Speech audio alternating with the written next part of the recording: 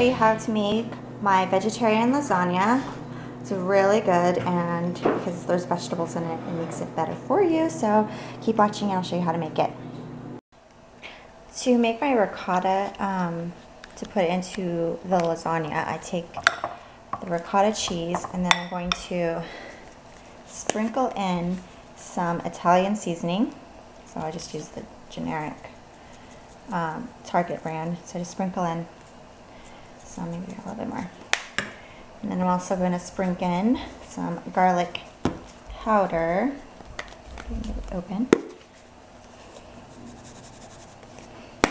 And some onion powder.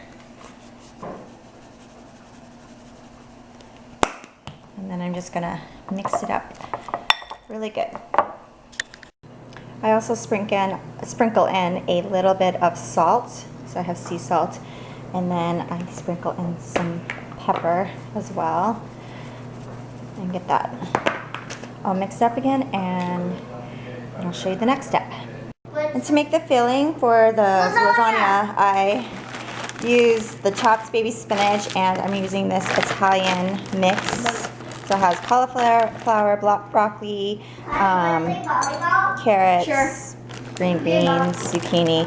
So I'm just going to put this in a bowl, and I'm going to just defrost it a little. That way I can try to not get as much of the juice that usually comes off of it, the water and stuff, and it being frozen.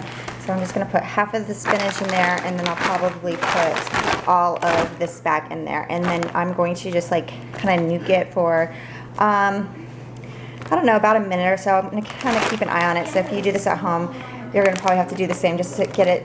You don't have to have it completely cooked, it's going to cook in the oven, but just get it nuked a little bit so you can kind of like maybe drain some of the water that comes off. So for the assembly, you might hear a lot of noise. My kids are playing balloon ball, trying to keep the balloon off the ground. But I'm using just this Classico tomato basil. It's like one of my favorite brands. From a jar, I'm just going to I'm going to drizzle it just to coat the bottom a little bit, and smear that around. Then I'll put a layer of the pastas.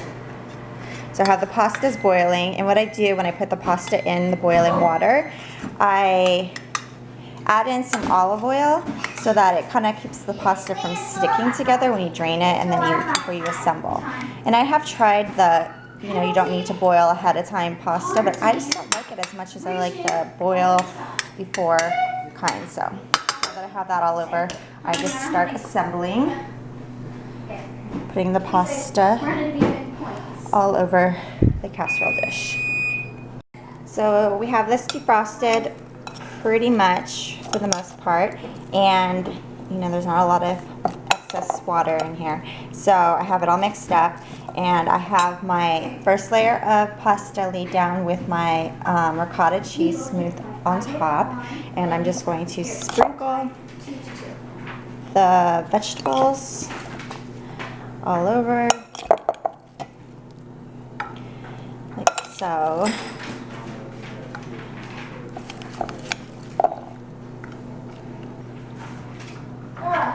So we have that, and then I'm going to do the second layer. So I'll get the pasta and I'll lay that down, lay the cheese or the ricotta cheese, and then the vegetables again.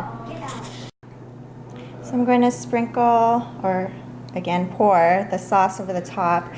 I have all the layers done, and now I'm just going to pour the sauce all over, and then kind of smear it around.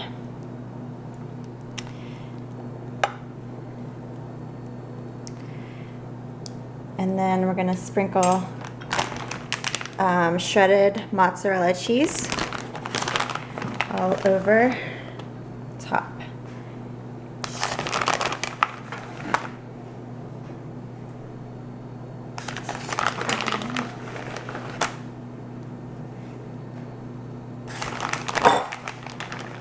We're going to bake it in the oven at 400 degrees. So after 45 minutes, this is what it looks like. It looks delicious, smells delicious. I'm going to make garlic bread for the side and a salad.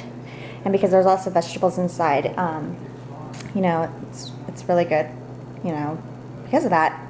So yeah, there's the recipe for you guys. Thanks for watching. Talk to you guys soon. Bye.